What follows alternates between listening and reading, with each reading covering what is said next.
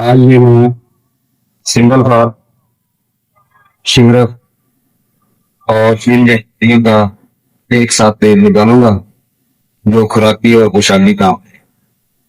तो सबसे पहले लेना है आपने चला 150 ग्राम। ये साबित कुचला 150 ग्राम। सारी चीजें साबित है, फिर बाद में प्रोसेस बताऊंगा कि कैसे का। तो ये जनाब कुचला। उसके बाद 100 ग्राम लौंग लिख लें। 100 ग्राम लौंग, ये पहले भी मैं कराची कुश्ता वर्कशॉप में ये आइटम पेश कर चुका हूँ और कुश्ते बना चुका हूँ। ये देखिए, ये लौंग लौंग अच्छे वाले लेने हैं। जोज मासल, ये नहीं कहते तो हम बतूरा, सब चीजें अच्छी इज्जा है, बाकी ना तो क्रीम बनता है। ये जनाब जोज मासल 50 ग्राम। जलवत्री 50 ग्राम। जमाल गोटा, मगज जमाल गोटा लेना है। छिलका उतार लेना, मगज लेना है। 150 ग्राम से जितना मगज निकला है।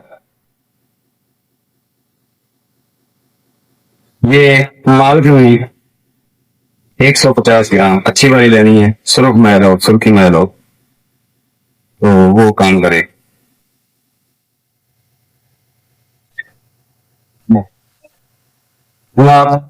जायफल, छिलका दूर कर लेना है, मगर जायफल लेना है। जमाल घोटे के अलावा और कुचले के अलावा, जमाल घोटे के अलावा और कुचले के अलावा बाकी चीजों को एक साथ सफूक कर लेना। 150 ग्राम जायफल भी 150 ग्राम। इनका सफूक कर लेना है, दादर कर लेना है, ब्रेक नहीं करना, पाउडर नहीं करना, दादर फादर कर लेनी ये चीजें। ये 5 आधी मशीन के नीचे ये चीजें कि सबसे पहले कुचला डालना है। साबित में पीसना नहीं है, सबसे पहले कुचला डालना है जाली के ऊपर।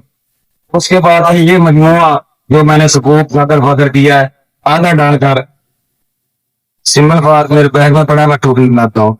ये सिंपल फार है और शिमर 2 से 3 तोले।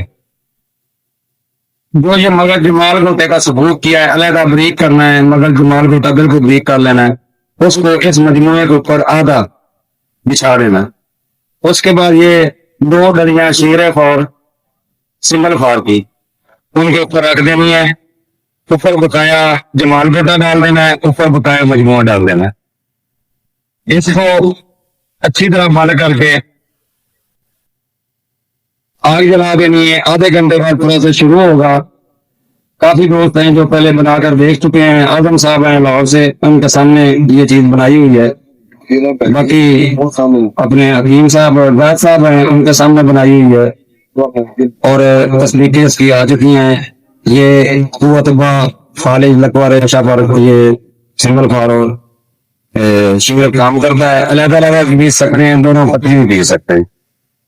एक चावल खुराक है इसकी मक्खन मलाई के साथ, बेहतरीन रिजल्ट है। और जो शिला बनेगा वो तिला के तौर पर भी यूज कर सकते हैं। उसमें अगर 50 ग्राम है तो 50 ग्राम तेल जैतून या मीठा तेल डाल लेना है, डायरेक्ट सारा नहीं लगाना।